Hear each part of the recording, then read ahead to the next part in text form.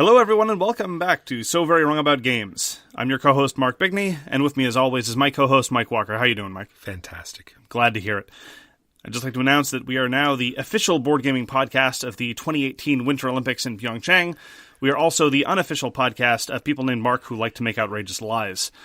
With that news going forward, let us proceed with our standard agenda. We're going to talk about games we played last week. We're going to talk a little bit about the news, why it doesn't matter. We're going to talk about our feature game, and our feature game this week is Gaia Project. And then we're going to talk a little bit about a related topic, which is reskins and second editions, and our general thoughts on them, ones that were successful, ones we thought were less successful, and the general ramblings that you come to us and only us for. So with that in mind, what did you play last week, Walker? Well, last week, Mark, we had a games day, so we played plenty of games, but it was a lot of the stuff that I've already talked about, so I'm just going to pick out ones that are new. So Stone Age. I hope this game's not untouchable, because my lord, just because it says Stone Age doesn't mean that's when it came out. It's a worker placement game that has, I think, my new worst mechanism in it, which is the hidden scoring at the end of the game, where we all finished off at around 175 points, and then someone flipped up their cards and got an additional 140 points, thereby lapping.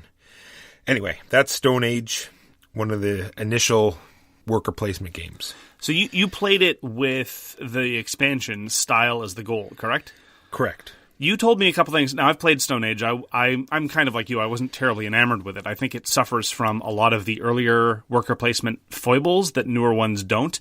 Namely, in Stone Age, there are some spaces that are just wildly better than others, especially getting more people, the so-called Nookie Hut, which I appreciate as a bit of naming convention. And in Stone Age, you roll to get resources, which I don't necessarily object to dice, but it does seem to bog things down a little bit. But you told me a couple things about the expansion specifically in Stone Age that struck me as borderline egregious. You want to talk about that for a second? Sure. They introduced these things called decorations or jewelry, and they come in the form of bone and a stock market. So you can trade in these bone for goods, and they start off at 2 bone for 1 good as long as you get started on the track.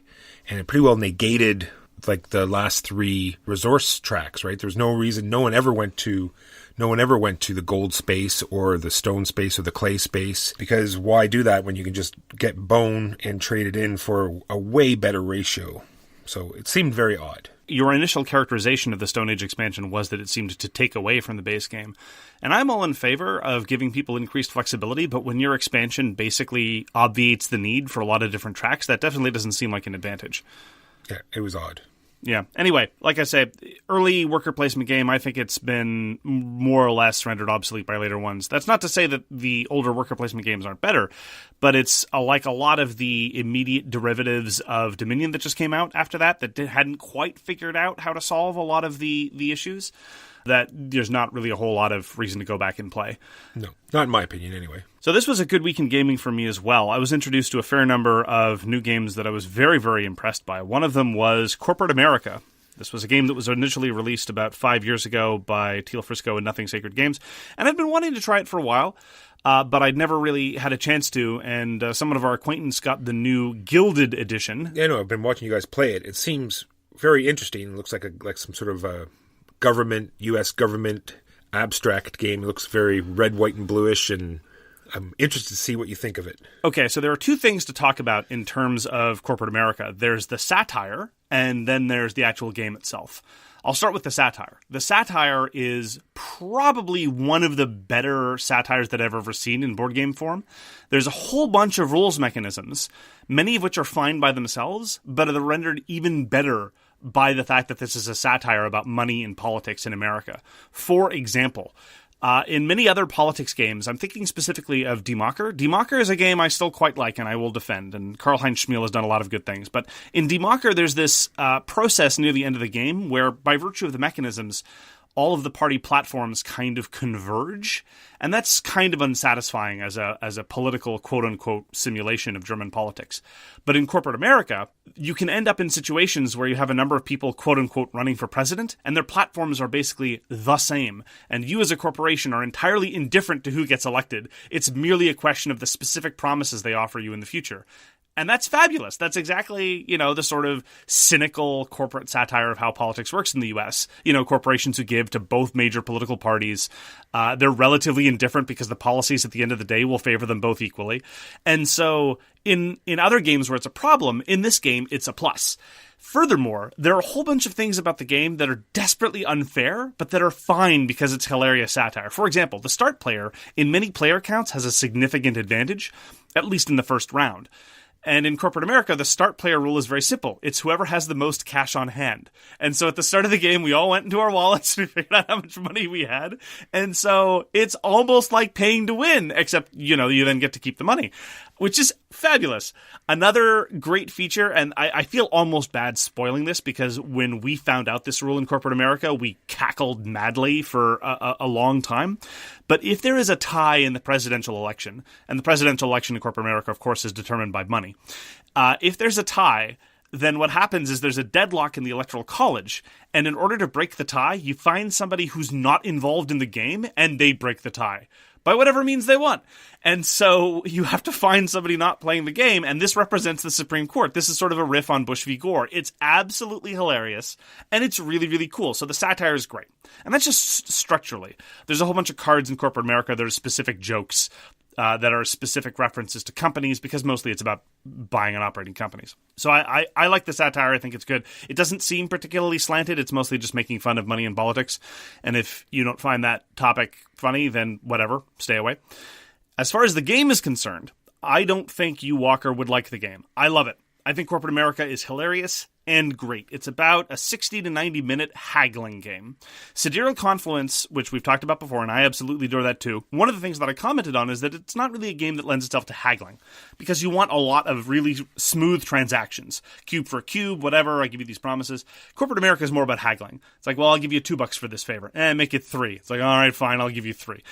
It's a lot more about those little finer grain transactions, but it does all the other fundamental things about negotiation games really well. You get differentiation because some people have different interests in different kinds of companies, and so then you want to bribe somebody to make sure that those companies do well. Anyway, it's not the deepest thing in the world. There's a fair amount of craziness, but it's a very, very fun, very good haggling negotiation type game with a great, well-executed theme, and I was completely blown away by how much I enjoyed it. I give it my highest possible recommendation for that kind of niche. Most negotiation games that I like, and I commented this on before when I talked about Sidereal Confluence, are like 2 hours, and that's a bit draining. But corporate America is 60 to 90 minutes, much more approachable. Give it a shot if you can track it down. It was great. I love it. I'm looking forward to trying it again. All right, the only other thing I have on my list is Scythe. And I'm only talking about it because, once again, it was one of the random endings.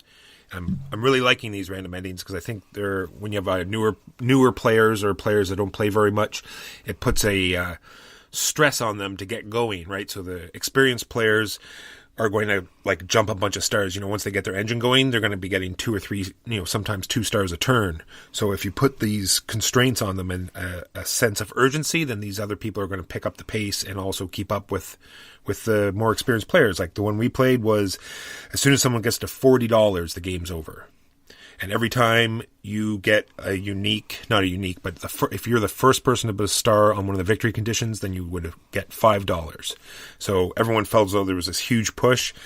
Even though I was going to get my 6th star on the last turn anyway, so it would have been a normal game anyway, it still got everyone up to, the same level at the same time. So I think I'm really enjoying these alternative endings for the Scythe.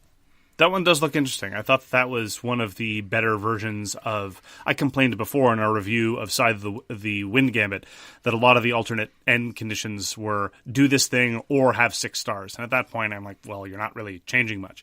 That other condition in the Wind Gambit is at least they're compatible in that every time you well, not every time, but the first time you put a star, you get $5. So if you're putting down lots of stars really quickly, you're going to end up with more money, which will get you there.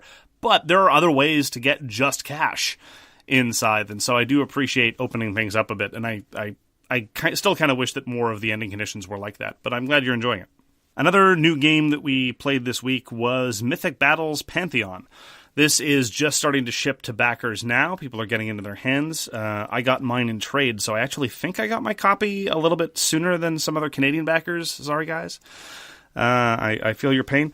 But this is a redevelopment, actually, of a previous game simply called Mythic Battles, and we'll talk a little bit more about redevelopment later. But Mythic Battles I thought was fine, and I thought that Pantheon was going to be very much like my friend Alan describes himself, cute but stupid.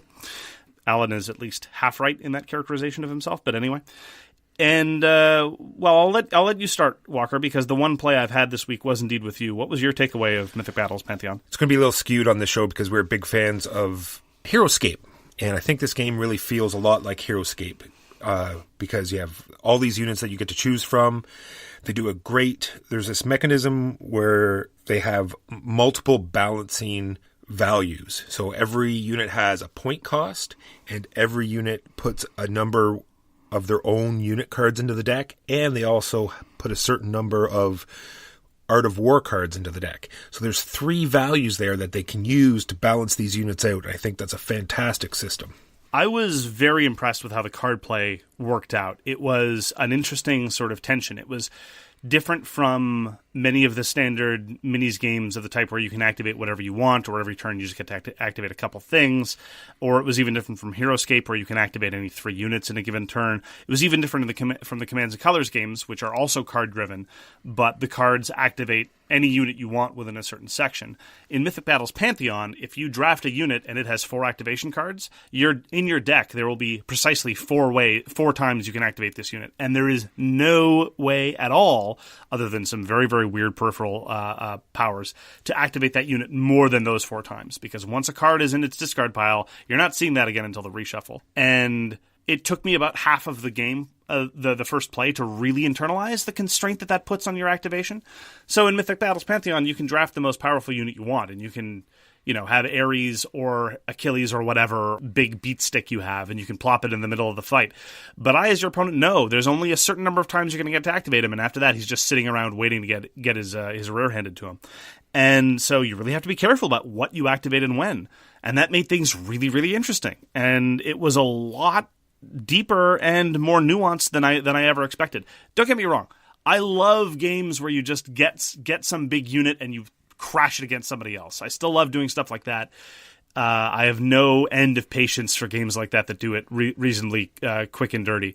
But in Mythic Battles Pantheon, there's another layer there in terms of managing your units and even just the trade-offs of different victory conditions. There are 2 different ways to win your standard sort of intro scenario, either by killing your opponent's god or by going and collecting different goodies around the map, and different units play into different strategies.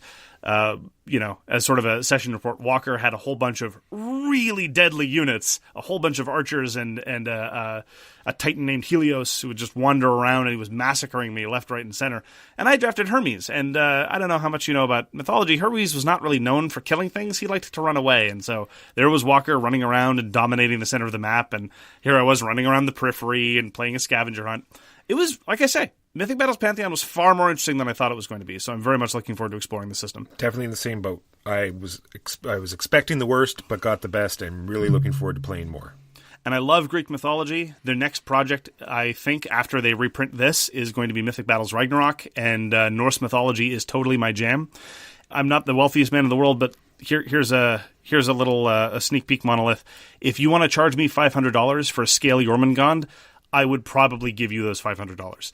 I'm a bit weak for those kinds of things, and I already have one plastic mini of Fenris in Blood Rage, but if you want to put a plastic mini of Fenris in Mythic Battles Ragnarok and charge me any number of dollars for it, it would be very hard for me to refuse. But that's enough about my weaknesses. Another game that we played, that I played this week, rather, not with Walker because I had fun, so I know he wasn't there, was Galaxy Trucker. I'm a huge Galaxy Trucker fan. This is probably the first design of Vlaada Chvatil's that I think really brought together all his madness of his whimsy and his crunchy game mechanisms together into something that I think really, really sings on both levels. And this was the first time I was playing Galaxy Trucker with the latest Models expansion. The latest Models expansion came out almost 5 years ago, but I still haven't had a chance to play it because it requires experienced players. And there aren't a whole lot of experienced Galaxy Truckers around here. I still haven't played the Galaxy Trucker Missions expansion, which is a great tragedy and causes me to weep. But in the latest models, you get to build I'd say Death Star, but then we might get a copyright notice. Let's call it a sphere of mortality. And the great thing about Galaxy Trucker expansions is every time you add one in, you think you've got a handle on the game. You're at the point where you can fly a ship through a course and not have it fall to pieces and not have it all end in tears. And then you add an expansion and suddenly it's just like you're a beginner again and everything goes to pot on the first card. And my Death Sphere was not pretty by the end of the run. And so you can never be complacent. That is one of the best ways to do expansions as far as I'm concerned. Really makes it new for everyone again. And it was good to truck. It's always good to truck. Every time I truck, I wonder why I don't truck more often. My love for it is like a truck berserker. It was great to see Galaxy Trucker again, and I really hope to get more out of all the additional latest models. You're a fan of Trucker, right, Walker? For sure. I have the app. I enjoy playing it. Very stressful. I like it. I hear great things about the Galaxy Trucker app, and I've even bought it, and it's installed. Have I ever opened it? No. I just don't. I have a block when it comes to enjoying board games on my phone. I don't know why. Yeah, the only reason I've played it, I was on a trip recently, and when I'm on the bus or on the plane, that's the only time I ever had it open. Like I said, I've never all of these Tabletopia, and I've installed them all, but have yet to ever play a game on them. It's just I load it up and I just look at it, and you look over on the shelf and you see the games that you can play in person, and you just go on the phone. It's like, yo, let's go play for real, right? And I can't get into it for sure. I agree completely. I normally would play things like that on public transit and just riding around, but instead now I just listen to podcasts, by which I mean only our podcast, because it's the only one worth listening to. Of course. And mostly I just listen to my parts on repeat, and then people ask me to leave because of my moans of pleasure, but it's creepy. I know. They should just avert their eyes and not pay. I agree. It's creepy that they're staring. That's exactly what I meant. Yeah. All right. So finally, in games we played this week, I know what everyone's waiting for. What do we think of Rising Sun? And to that point, we haven't got it yet. And do you know why? Do you hear that down there, mailman? I'm gonna let you out when you give me my damn game. He's gonna break soon, Mark. I know it. Walker, I think your plan might be flawed, and here's why. Setting aside the felony convictions, I don't think that he can deliver your game to you if he is indeed locked in your basement. No, he's got it. He just won't give it to me. Where would he be hiding it? I don't know. Okay. That's... Give me my game. For those listening, please send help. So, let's talk about the news and why it doesn't matter. What has caught your eye in the news this week, Walker? Pretty well nothing, Mark. The only thing I have here is on the subject of news that surprised no one. Asmodee has bought yet another company. You don't say. I do, in fact, say. Must be a day ending in Y. What do they buy this time? Just a company called Rebel. It's a company from Poland. I believe it's called Rebel Games. So I've got some strange news. Some of you may have noticed this. There was a bit of a kerfuffle online between Phil Eklund of Sierra Madre Games and Ship Naked. Apparently, who's specifically to blame is a matter of course great disagreement, but Ship Naked sent a whole bunch of the wrong games to the wrong people and or engaged in some incredibly circuitous shipping routes. Like, for example, all the Chinese backers of a certain Kickstarter project, all the Kickstarter games were produced in China, shipped out from China, shipped back into China, and then distributed from there, which is fascinating. Anyway, this resulted in Phil Eklund of Sierra Madre. It's basically in terms of the design element, it's a one-man operation. He got sacked with a bill from Ship Naked for $100,000, more or less.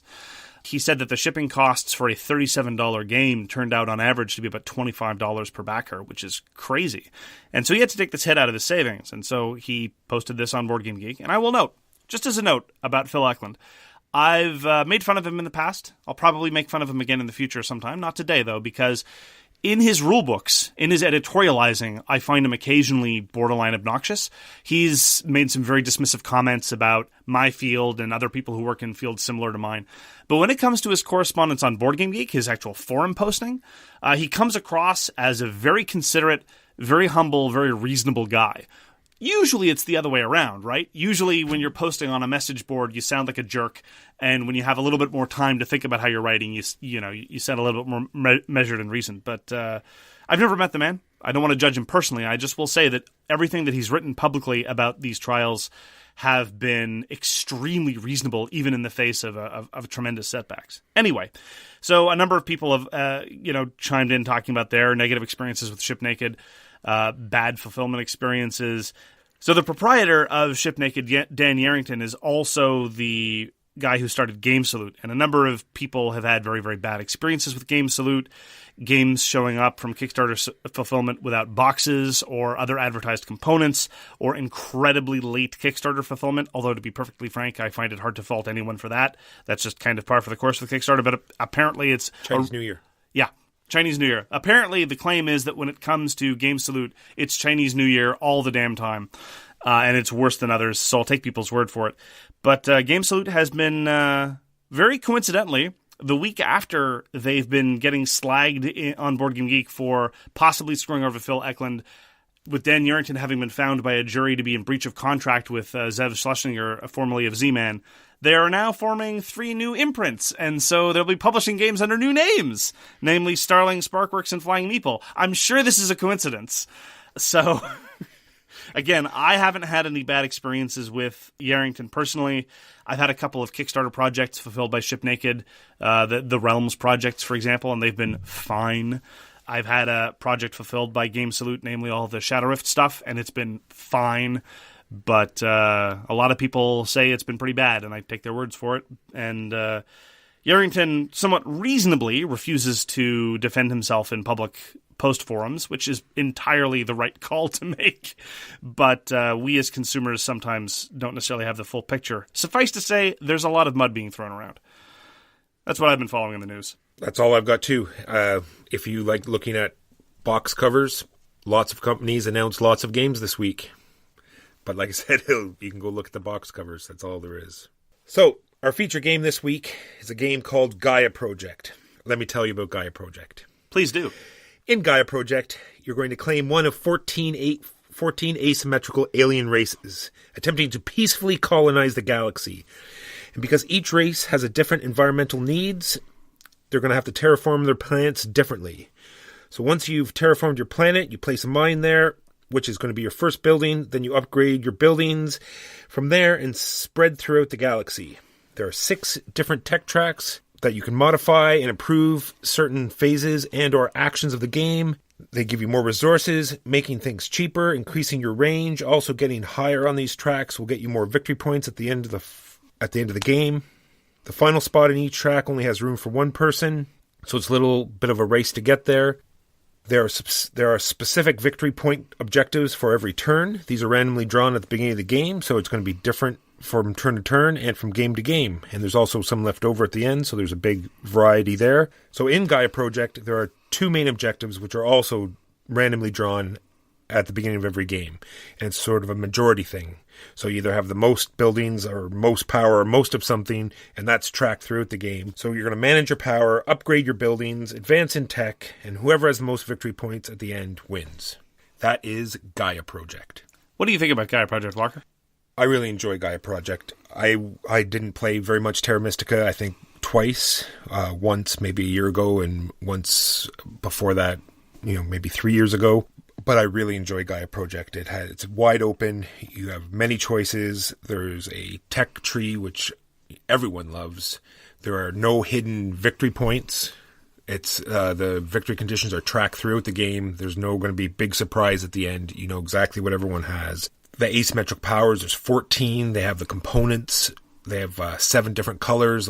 Every board is a color, so they have extra components, which of the components are really nice. The molding's nice. The boards are great. All right, I've gone on long enough. Mark, give me some counterpoints. Yeah, well, here's the thing. I don't hate Gaia Project. I'm not going to go and say that it's a terrible design. When it comes to Gaia Project, I'm roughly in the same position that I am with respect to where I was with Empires of the Void 2 or Terraforming Mars. They're fine. They're okay. I just don't quite understand why some people are praising them to the sky. Which, in the case of Gaia Project, I kind of understand why it has its audience. It is, your standard medium-heavy lots and lots of rules mechanisms Eurogame.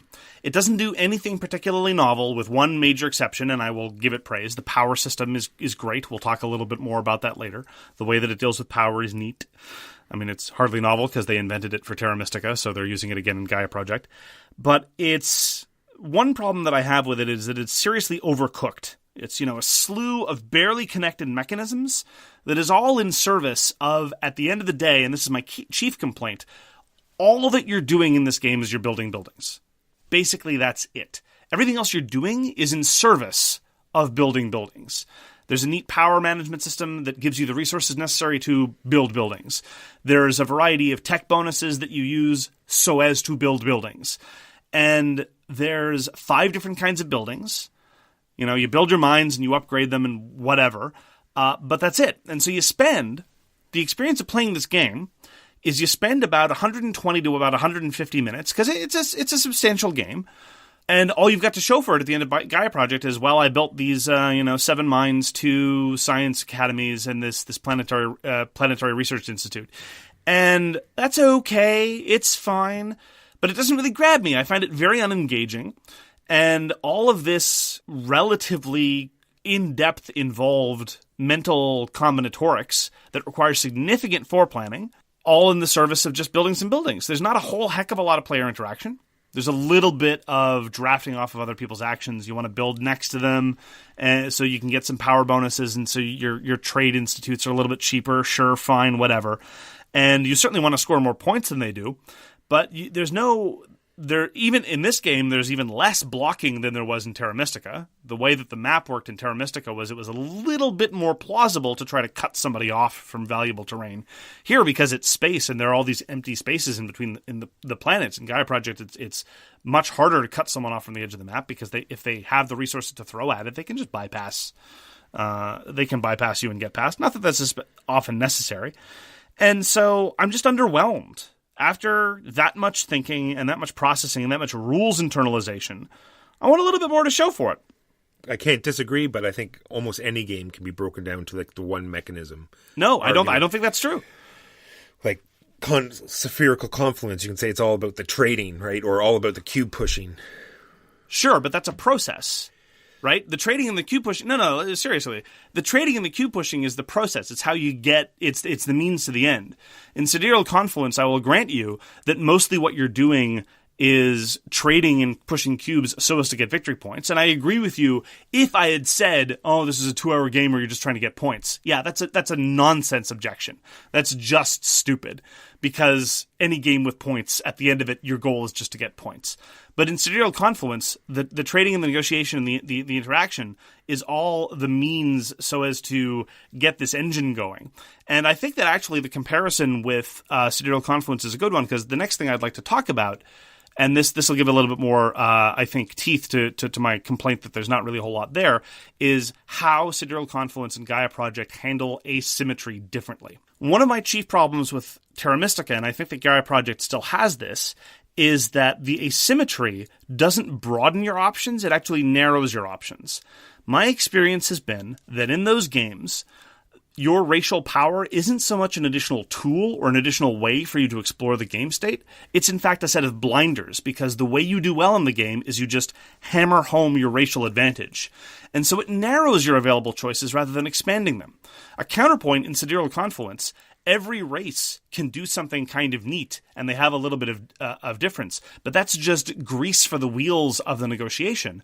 And it's not the case that blinkers you off and that's all you're going to be doing. If I'm the Unity in Sidereal Confluence, for example, I have my wild resources, yes, and that's my special thing, and that's what I do differently from everybody else. But that's not the only thing I'm doing. I have to make sure that my economy works on a fundamental level past that. In the games, in some of the games, not all of them, and obviously this is great, more or worse for different powers, but in games of Terra Mystica or Gaia Project, if I've got a racial power, that's what I'm supposed to do. So I feel a little bit railroaded. Am I off base? No, I definitely see what you're saying, but I don't feel that way as strongly as you do. I think the whole game is there. I think there are advantages to your racial abilities. I don't think they handcuff you that much. It's not a question of handcuffing me. It's just that... Or I don't think they steer you too badly. I think you can play a normal game. There are definitely some of them that do change the rule setup enough that it is going to railroad you in one direction, but a lot of them give you more options as well. So let me stick with 2 examples from Gaia Project. There's the blue race that allows you to build buildings on top of where other people already have buildings, and once you've upgraded your planetary institute, you get bonus points for doing so, and now suddenly you don't have to worry about building restrictions the way that other people do, and you get a bonus point when you ignore those building restrictions. I'm not claiming it's overpowered. That's not my claim. My claim is that suddenly it's like, oh, wait, so either I can build buildings the normal way, which is more expensive and gives me no points, or I can build buildings in the special way, which is cheaper and gives me points. Well, I guess I'll go do that then. And so I don't feel empowered. I feel like I'm being shown a very specific path and I had best walk it. Or the red race that doesn't form empires the way that other races do. Instead, they form one giant, massive empire and they just agglomerate. If you're not that race, you are forced to build specific different groups of buildings to join them together and form these little empires. Because in Gaia Project, as is in Terra Mystica, you form these subunits of adjacent or connected buildings, and that gives you points. But if you're the red race in Gaia Project, not only is it the case that you don't need to do that. In fact, you can't even really do that. The rules forbid you from doing it. All you have is the one giant metastasizing community. And so, as a result, you don't have to diversify. You don't have to seek out new grounds. You're just always just gradually encroaching from your central territory. And that's fine. The powers are cool. But once you take a step back from the powers and you realize, this is the game telling me how to play. This is the game laying out my strategy for me. And that's one of my objections. Well, it's laying out your strategy, but it's sort of like, it is what a Gaia Project is. It's figuring out the puzzle of the game before the other players. It's like you don't get these abilities right off the hop. You have to get your main building out and figuring out the puzzle to do that before the other players or faster than the other players, without making, because it's always a case of cut and loss, right? What are you going to give up in order to do it, right? So, taking the least loss and getting it done faster than the other players. You do agree, though, that building that planetary institute, the one thing that either gives you your racial unique ability or supercharges your racial unique ability, that's more or less a requirement by round 2. That's not just me being stupid, right? No, for sure. The more I play, the more I realize how important it is to get that out earlier rather than later. Yeah, and that doesn't, as a specific tactical challenge, I agree with you that there's a lot of thinking that going into that and what trade-offs you want to make, and you don't want to bankrupt yourself to do it, et cetera, et cetera. But the fact that that's what you gotta do, and then once you've done that, you gotta maximize your racial power, because that's pretty much the only way to play competitively. Again, I would rather have a game, let's just compare this to other games that give you special powers or allow you to have special powers. Off the top of my head, we both like Scythe. We both think that Scythe is a solid design. The special powers in Scythe don't dictate how you play. They're just ways that you get additional advantages and bonuses in certain situations. It doesn't specifically say only seek out those situations, because that's just not how the game works. Agricola is the same way. You get situational bonuses based on the end. You can try to supercharge your engine with these situational bonuses, but that's not the only engine that you can pursue, or Cosmic Encounter or Sidereal Confluence or whatever. When there are special powers, I like them to liberate me, not give me a specific path, a narrow path that I have to tread. Maybe that's just the design choice they wanted to go with. Make it, make them more distinct, right? The more power you give the racial abilities, the more distinct they'll feel, maybe. That's true, but again, going back to Cosmic Encounter, I know you hate the game, and that's fine. It's legitimate. There are many games I like that I think are illegitimate to dislike. Cosmic Encounter isn't one of them. But in Cosmic Encounter, you have to agree that the asymmetry is huge. The special powers in Cosmic Encounter are so game-breaking as to be defining the game, but you're not, when playing a certain alien, I don't feel like the game is telling me how to play. No, for sure. Not during the entire gameplay, when it comes down to what that alien, that specific, in Cosmic Encounter, the alien powers, when they're engaged, like they apply to a specific phase of the game. You know what I mean? Like, they're really good at that particular point. So you're right, it doesn't over-encompass like it does in Gaia Project, where it pretty well takes over your whole turn or your whole direction. But I just think that is a design choice they decided to make. Sure. In your plays, I know we're both not incredibly deep into the game, because there are people who've played Terra Mystica hundreds of times, literally, because of the fact that you can play it online. So there's vast amounts of data. The consensus is in Terra Mystica that some of the races are decidedly imbalanced. You know, there's the view that, from people whose opinions I trust, that if you want to play Terra Mystica competitively, like seriously competitively, you have to bid for factions. There's no other way to do it. How have your experiences been so far with faction balance? I don't think I've played enough. I think it's fine so far in the number of times that I've played it. I haven't seen a race that, you know, it's much like the Buildings Orleans, where at first you think it's overpowered, and then, you know, once you get through a certain part of the game or a certain phase of the game, you know, they're strong at first, but then they peter out type thing, or they're weak at the beginning and get stronger near the end. So far, they seem fairly balanced. Sure. Are you worried at all by the track record of Terra Mystica? No, okay. Not at all. That's legitimate. Like I've been waiting for a Terra Mystica game. Like I got Lisboa hoping that it would be our Terra Mystica game. I'm looking for a game that our group plays frequently. Like we're in this cult of the new, I don't want to say rut, right? Where we're just playing new game after new game, right? And hardly anything ever comes back to the table. We're journalists now, Walker. I know. We can't play games to have fun. We have to sacrifice for our public, I know. Yeah, we always have to play the newest thing because otherwise no one's going to care. All right, I do have negatives as well. Let's see. No combat. Player interaction. Does everything have to have combat, No. Walker? I'm not saying it has to have combat. I'm just saying that, no, it's part of this point, is that the fact that there's no combat, i.e. there's no real player interaction. Sure. It's the fact that the only interaction is... There's a bit. I'm going to go over what there is. There's the snatching the planet. No. Let me tell you what you think. You shut your mouth. No. Here's the way it works. You start a sentence with a couple of words, and then I cut you off responding to what I think you're going to say. That's called communication, right? Yeah, I think so. Okay. All right.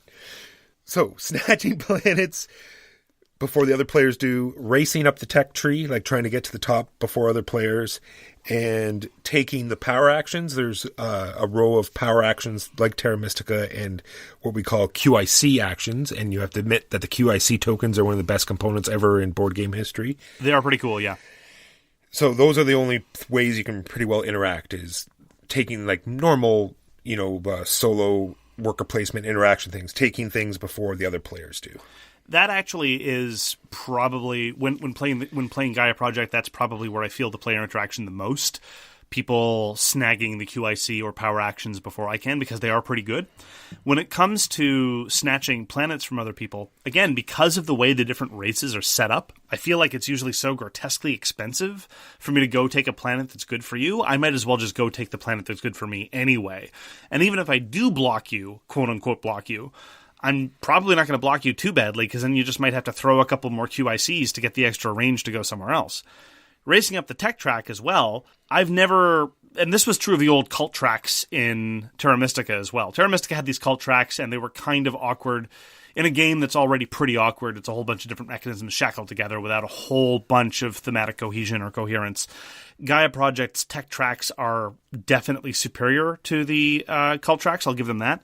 But the fact that only one player can get to the very top, you generally don't see a huge race for that, because typically what happens is you can only focus on a couple of tech tracks at most. And what are the odds that there's going to be serious competition for that very, very highest level?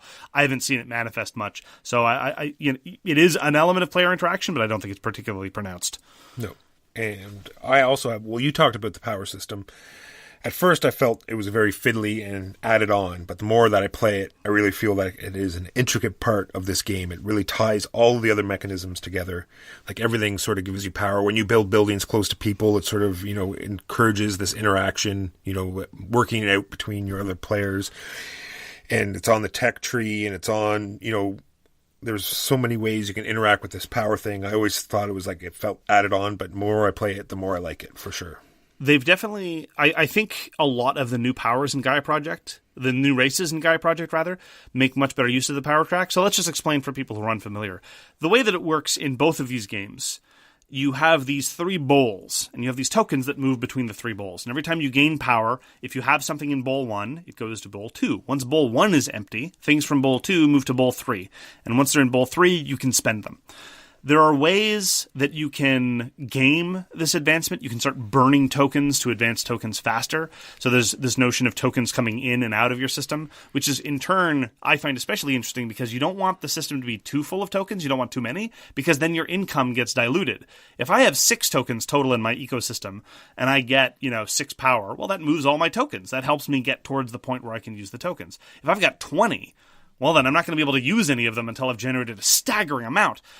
On the other hand, if I have too few, that's a problem. So that sort of managing your power, I do find really interesting. And they've done a much better job of making that system a little more fluid. In Terra Mystica, you almost never gained or lost tokens into your bowls. But in Gaia Project, there's a whole bunch of different ways to do that. And so that, I think, was a definite step forward, and I definitely enjoy it. And it's the primary element of flexibility. There are 3 currencies in the game. 3 core currencies, plus there's this notion of power, and power can get you pretty much anything. It's like a better, more sophisticated version of rubies from Caverna. It's not a wild resource, but it's a thing that, if you manage it properly, can get you that little extra thing you're missing, and so it can help compensate for your economy. So I don't really have much bad to say about power. I think it's a great system, and I think that it's been integrated much better in Gaia Project. That's all my points for Gaia Project. So another thing, though, about Gaia Project I think is a little bit problematic is I don't like how there's early game snowballing. It is absolutely one of those games where if you mess up your first turn, you can be done, especially if you build the wrong building too soon. Again, this is entirely a game about building buildings and upgrading those buildings. And if you spend too much upgrading buildings incorrectly, your income is just kneecapped. And to a certain extent, your ability to progress in the game is a function of your least good income set. And so if you just do a bad job of setting things up in rounds 1 and 2, that's it. You're pretty much done. There's not really a way to come back. There's no catch-up mechanism, which is fine by itself, but this is very much a plodding game of near-perfect information of just gradually expanding your buildings. And so in a game that's 2+ hours, I can find that somewhat unfortunate. And, when you combine that with a limited player interaction, I feel like I'm just kind of solving a spreadsheet, more or less. Let me sort of sum this up with a somewhat weird, but I think very, very apt comparison. When I'm playing this game, or when I'm at least thinking about Gaia Project and thinking about its shortcomings, the game that I'm reminded of, in terms of a game that did something similar really well, is Through the Desert, the Reiner Knizia Tile laying classic. Here's why. In Through the Desert, all you're doing is you're just putting out camels. You're expanding your presence. It doesn't have any notion of income. It doesn't have any notion of special powers, and it doesn't have any notion of all those other elaborate subsystems that Terra Mystica and Gaia Project layer onto themselves. But what you get in exchange, because of the way Through the Desert is designed, is you get so much more player interaction, and you get so much more tension in terms of tempo and in terms of geographical situation. Gaia Project is, again, it's just about a game about expanding your presence and building out more buildings. So is Through the Desert. But Through the Desert is tense, it's fast, and I'm constantly butting up against the expansionist efforts of all my fellow players. And so when I'm playing Through the Desert, I don't look at it and wish that there was an elaborate income scheme, elaborate system of marginal special powers, or I wish that there was some kind of unique path that only I could follow that no one else can. Because again, that limits the interaction, not heightens it. That limits the range of choices, not expands it. And so, in a way, when I look at a lot of these games that are these medium-heavy Euro games with lots of economic systems where at the end of the day all you're doing is just plopping out buildings, I end up wondering why I'm not playing Through the Desert. And I was wondering if you think I'm insane for making that comparison. Not for you personally. Like, if that's the way you feel, then there's nothing I can say. Like, I personally think you're crazy, but I'm allowed to feel that way. Okay. I really think Gaia Project is just a game about figuring out puzzles faster than your opponents. Yeah, but so's Through the Desert. Very short term, correct. Yeah, obviously, look, they're operating on different timescales, but that's again one of the virtues of a game that gets the same element of engagement but faster. But I think the scale of time invested to feeling good about what you've done is there. Like, if you make one good move and Through the Desert, yeah, it's a good move. But if through these past 3 turns you've worked up to this point in Gaia Project, it gives you much more satisfaction than you would get through the Desert. For you, maybe. For me, it's the other way around. After playing Gaia Project for 2 full hours, and I look down and I'm like, oh, I put out 6 mines, a couple of research institutes, and trading post. Okay. That doesn't give me a profound sense of satisfaction. But when I cut somebody off and through the desert, when I make that play that they didn't see coming and suddenly they can't get to that oasis, I get a certain amount of thrill from that. I'm not saying they're the same. I'm not saying they're the same game where they satisfy the same, even that they satisfy the same design space. What I'm saying is that a game of Through the Desert in many ways captures all the good things that I think Gaia Project sometimes aims for and doesn't get to. I see where you're going. But I don't want to come along. There's a first time for anything. And finally, we've gotten to the episode where Walker was more condescending than me. I didn't know that it was possible. Thank you for joining us on this journey. I might have to go kill myself because obviously everything that I know to be true is false. Condescending? That's hurtful. All right, so if you like puzzle games, long space non-combat Euros, then Gaia Project will be for you. Yeah, maybe. On to our topic, which is totally related. Gaia Project is a reskinning of Terra Mystica, and from what I've heard and from what I've played, it is very, very similar. And how does this, as a consumer, make us feel? How, as a company, should you go forward with doing these types of practices? Is this in the best interest for our hobby? We're going to bring up some, as far as I know, like usual, we just have a topic name and we go in our own directions and we sort of merge it all together in some weird semi-stewing pot of awful logic. That sounds delicious. Yeah, I know. It's so delicious. All right, so let's just start with what we're on right now. There's 2 games, actually. Let's just do them both sort of at the same time because it's sort of the same thing. Clank is sort of a fantasy-type setting, and then Clank in Space came out almost right after. Same with Terra Mystica, fantasy-type setting. Then Gaia Project, reskinning in space. How does this make you feel as a consumer, Mr. Bigney?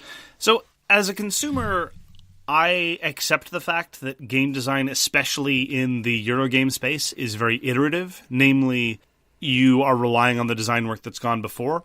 And I look at the evolution of Terra Mystica to Gaia Project very much in the same way that I look at the evolution of, for example, Uwe Rosenberg's worker placement games, or in the evolution of deck builders. There are lessons that are learned, and once those lessons are learned or demonstrated very well in a design, they're frequently adapted into future designs. So I kind of like that. That having been said, if I were, into Terra Mystica in terms of its base game and its expansion, would I want to rebuy the game? Well, that depends. It depends on how significant the gameplay advances are. It depends on how I feel about the new theme. I do appreciate that these innovations are being made. I object somewhat to your use of the term reskin, because I think there's a difference between a reskin and a redevelopment. A reskin is when you take the game and you change nothing except the graphical underpinnings. And you could have made a sci-fi themed game that was exactly the same as Terra Mystica, right? You could have just changed the graphics. They didn't do that. They actually went and they rethought about the mechanisms. Now, they didn't rethink about the mechanisms specifically in terms of sci-fi. It's very clearly the case that this isn't a heavily thematic experience. They were just tinkering around the edges and they just made things hang together a little bit better. And so I appreciate that. But I think just to call it a straight reskin is doing a bit of disservice. I suppose I'm wondering if I looked at the weaknesses that Terra Mystica had and brought up this new product, right? And thought how best to present this, and decided to put it in a science fiction setting. Yeah, I prefer when that kind of development work can be done with expansions. When a new expansion can really sort of serve to address fundamental game imbalances. For example, Fantasy Flight in the mid-aughts had this habit of releasing terribly, terribly broken games and then fixing them not with new additions, but with expansions. And, say what you want about how impermissible it is to release a broken game. At least if you're going to go fix it, try to fix it in terms of expansion material so that there's minimal cost of entry for the consumer. Now, ideally, what you do is you ship replacements to all your original purchasers so you don't have to worry about it at all. But, you're not going to do that. So the classic example of that is Game of Thrones, right? The first edition of Game of Thrones was more or less broken out of the box with some pretty degenerate strategies, and the first expansion is considered practically a necessity because it addresses those things.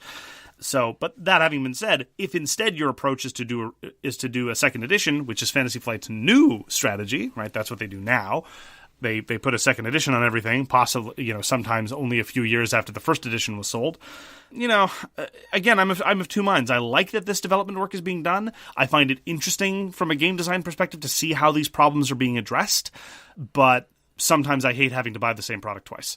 And then we have two different designers like Eric Lang and Uwe Rosenberg who have the same design process but come out with completely different games as they move along this same sort of theme.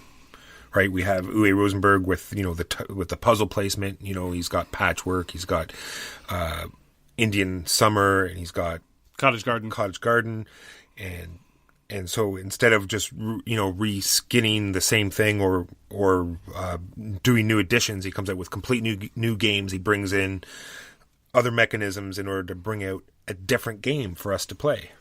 So in the case of Eric Lang, he went from Midgard to Blood Rage, and now he's gone from Blood Rage to Rising Sun. So instead of bringing out new additions or expansions, he's taken what he felt is best from these games, made an entirely new game, and gave us something new to play. You think there's a straight line in terms of development process between Blood Rage and Rising Sun? Because I don't really see... Yeah, they've got the same artist and the same publisher, and it's the same designer, but I don't really see any solid gameplay connections. One of them is a drafting game. The other one's a role selection game. There's not a whole lot of overlap. Well, from what I've seen so far, because of course you down there won't give me my game, is that you are drafting from these orders that you're going to be playing every turn. You are bringing in these gods to help you in each territory. I think there are quite a few similarities. And even he said, I know he said at the beginning, he said it was a sister of Blood Rage. I know that was early in the design process, and I'm sure it's veered, largely from what his first vision. But okay, well, once we actually played Rising Sun, we can actually comment on what we think the design similarities are. I think it was more in terms of an aesthetic continuity and a publishing continuity rather than a design continuity, but we can have that disagreement later. Sometimes I think that we should be happy that we're not getting more straight reskins, just new window dressing, because that's usually pretty unfortunate. I would like to point out one exception, though. I am a big fan of one reskinning. There was the original trilogy edition of Risk, Star Wars original trilogy Risk, which is actually a decent game, which was given a straight reskin into Mass Effect Risk. And I actually think it's better as Mass Effect. I've commented on this before. The victory conditions make more sense, and I think the factions are better. So sometimes by accident, you can end up with a better project, a better product with more thematic coherence and thematic integration, but usually instead all that you get is like the Walking Dead monopoly, which makes no sense. Yeah, that's the other end of the spectrum is the total consumerism of it, where we have like 50 different monopolies and clues and all the rest of it.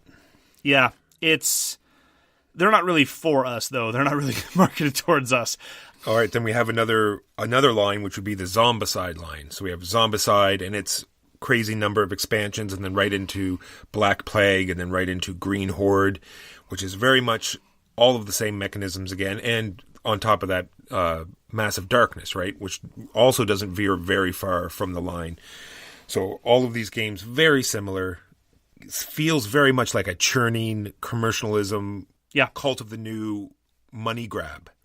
Massive Darkness was the first time I felt that they really made a solid effort to change the system significantly. So Zombicide to Black Plague, they're incompatible systems, so you can't use all the components together, but really it's fundamentally the same experience. Not a whole lot was done. And I'll agree with you, that's just a question of, selling more plastic to people who want more plastic. And that's fine. I have nothing against that. It's just, not for me in that system.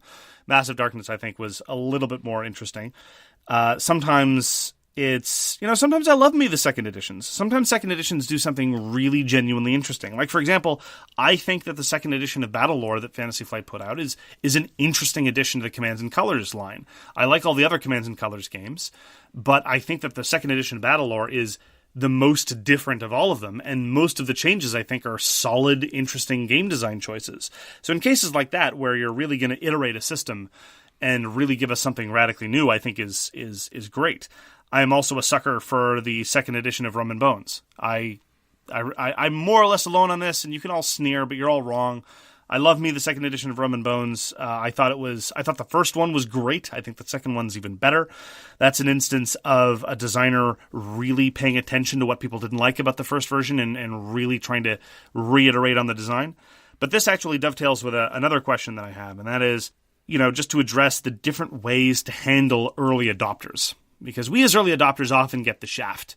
I've already said I hate having to buy the same product twice. And in the context of genuinely new entries into a system like Battlelore 2nd Edition, that's fine. I don't feel like, because I have Command & Colors Napoleonics or even Battlelore 1st Edition, that, Battlelore 2nd Edition is really sticking a thumb in my eye. But when it comes to something like, the most egregious example being something like a new printing, sometimes there's just a new printing, and so the new expansions won't be compatible with the old things. That happened with Galaxy Trucker back in the day. There was the very first printing of Galaxy Trucker was completely incompatible with all the expansions. So they tried to put out a component upgrade pack or whatever to bridge the gap, but it was expensive and incredibly limited distribution. I wasn't able to find one, so I had to rebuy the thing. Well, I didn't. I traded my old copy away and got something else in exchange, so I wasn't totally hosed. But that really, really is unfortunate. But sometimes that also happens with edition changes as well. An example of a game we both like is Shadow Rift. Shadow Rift first edition, I as an early adopter got that version, and then all the new expansions are now only compatible with the second edition of Shadow Rift. To give credit where credit is due, the designer Jeremy Anderson made the second edition of Shadow Rift available at cost for people who had the first edition, so kudos to him on that. But there are a lot of publishers who aren't so generous or so considerate, and then there are a whole lot of people who are left holding the bag. Well, Iron City comes to mind. I know a couple of people who got the first edition of Iron City, and then only a few years later they bring out a second edition with no, compensation for the first early adapters, like you say. Yeah, which is weird, because Ryan Laukat did, in many ways, the textbook example of how to fix a game right, because Empires of the Void, the first Empires of the Void, not the second one, which is in no way even a re-edition or a second edition of Empires of the Void 1, but we've talked about that before. Empires of the Void 1 had a free print-and-play expansion, which is one of the best expansions I've played in terms of fixing perceived issues with the base game. And that he just gave for free. So you're right. Sometimes even the same publisher, the same designer can do the entire spectrum from the best to the worst. Now, do you think there's like a time limit that there should be on from first to second editions or anything like that? I agree that it's not very classy if you release a new edition very shortly after the first one and you make zero effort to allow early adopters to upgrade their copy. For a while in war games, this was a serious problem, because in a lot of war games, and I'm talking about the historical stuff here, GMT and MMP and publishers like that.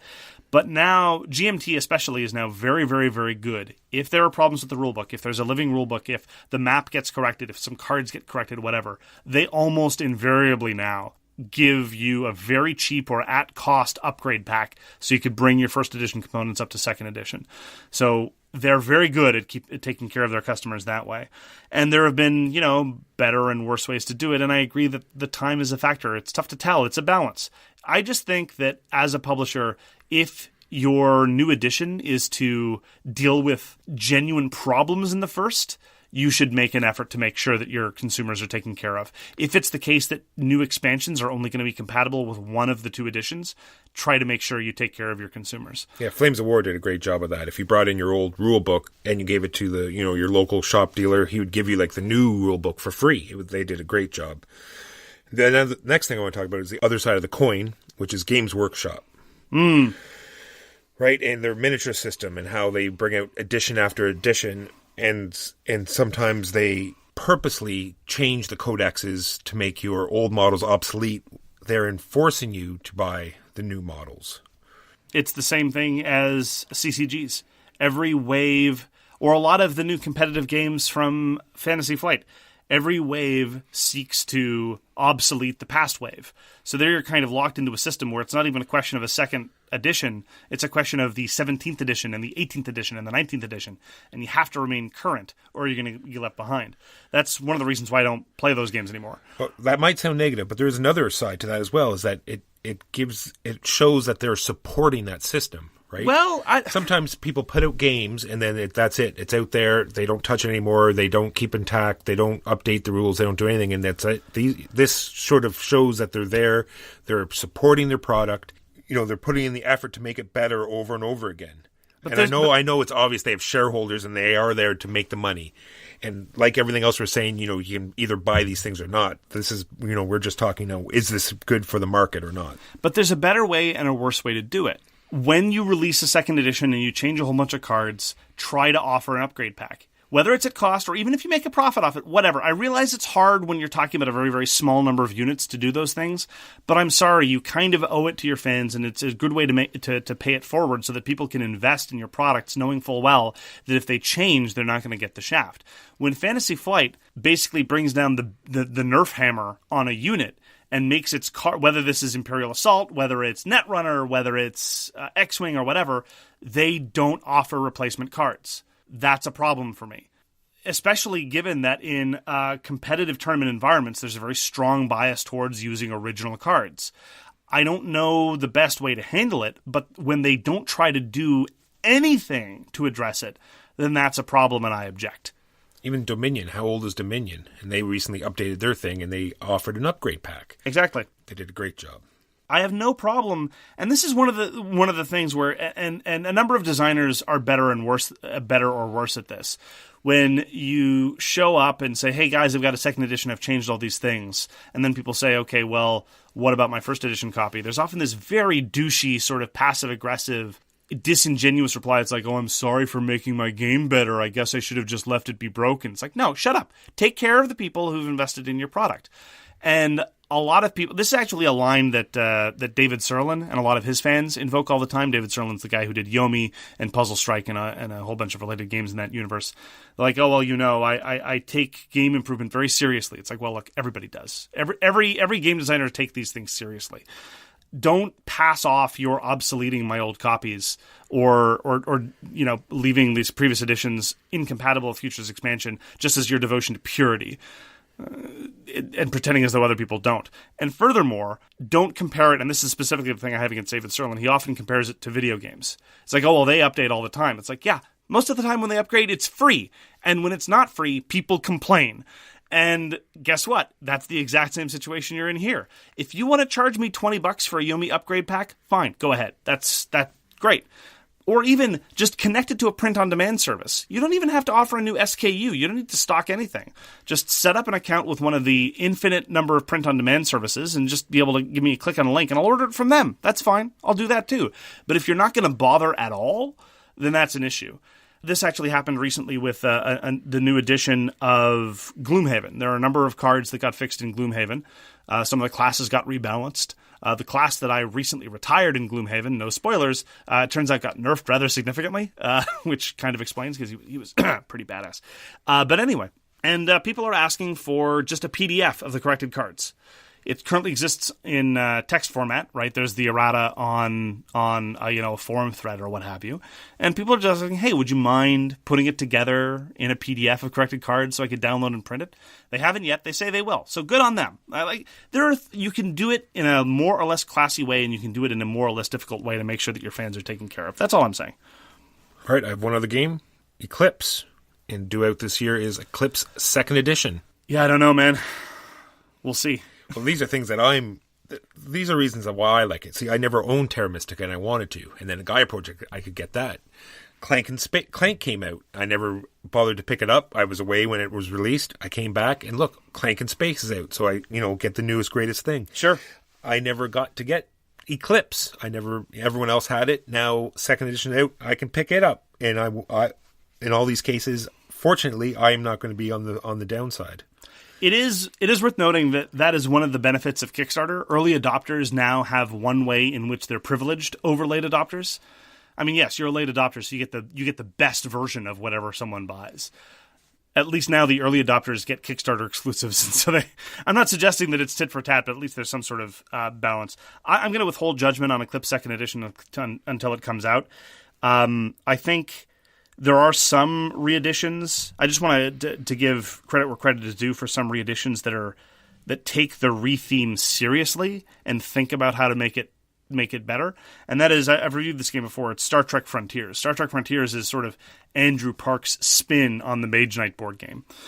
And they looked at things seriously and said, okay, well, what are some of the mechanical differences we can make to better model the fact that these are starships flying through space with crews instead of some sort of semi-immortal god king wandering around murdering everybody? And they did that through away missions and a subtle nudge to the diplomacy system.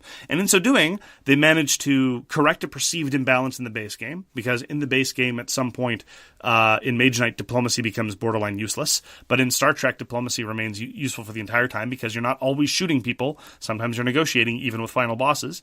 And it also just fits with the theme better. In Star Trek, they were always negotiating with weird alien races. And so it works. And so I think that if you're doing a second edition or if you're doing a retheme, there are ways to do it intelligently to make the product not just better in terms of smoothing out the perceived problems, but if you're going to retheme it, you can also just make it substantially better. What I'm looking forward to most, and I wish more redevelopments would work this way, is, and this I think is really just the sign of a master designer at work, and that is the evolution between Tigris and Euphrates and Yellow and Yangtze, because they maintain some of the same core ideas, but they're radically different. And that's an indication of the kind of design work that Reiner Knizia can do. He can take the same core concepts and spin it out into a very different experience. It looks, again, we haven't played Yellow and Yangtze, but it really does look like it's going to be vastly more different. I think it's a little too soon. I think 10 years is a little early for a second edition. It's been more than 10 years. I know. It was just a shot in the dark. It's closer to 20. Nice. Yeah, I mean, and at the end of the day, that's where I'm at. I like looking at this renewed development work. I like it when a designer returns to their earlier work and elaborates on those threads with either the new lessons they've learned or with progress in the market, either in terms of game components or game mechanics. And if I like a game enough, I will buy it 2 or maybe even 3 times. But I feel like a sucker for doing it. I wish we could get it right the first time, but I recognize that it's not often possible. At least, as I say, now we have... Early adopters do have the benefit of Kickstarter exclusives now. That is one way in which the market gives them a little bit of goodness for all the times that they get shafted. Agreed. Well, that just wraps it up for So Very Wrong About Games. Thank you very, very much for joining us. We appreciate it a great deal, even though we like to make fun of you. You can find us on Facebook. That's the best way to get in touch with us collectively. If you want to drop a comment there, we will get back to you if we can. If you'd like to email one of us individually, you can reach Walker at justrolldadice@gmail.com. That's JUSTROLLDADICE@gmail.com. You can find me, Mark Bigney, on Twitter at allthegamesyouLike. Until we talk to you again, we hope you have a good week in gaming, and if you get a copy of Rising Sun before we do, we hate your guts. Very much so. Until next time, guys. Peace! You've been listening to So Very Wrong About Games, produced by Michael Walker and edited by Mark Bigney. Special thanks goes to What Does It Eat for generously allowing us to use their most excellent song, FOS, as our theme. You can find them at whatdoesiteat.com. You can reach us by email at soverywrongaboutgames@gmail.com or on Twitter at SoWrongGames. Thanks very much, see you next time, and always, try to be right, but remember you are so very wrong.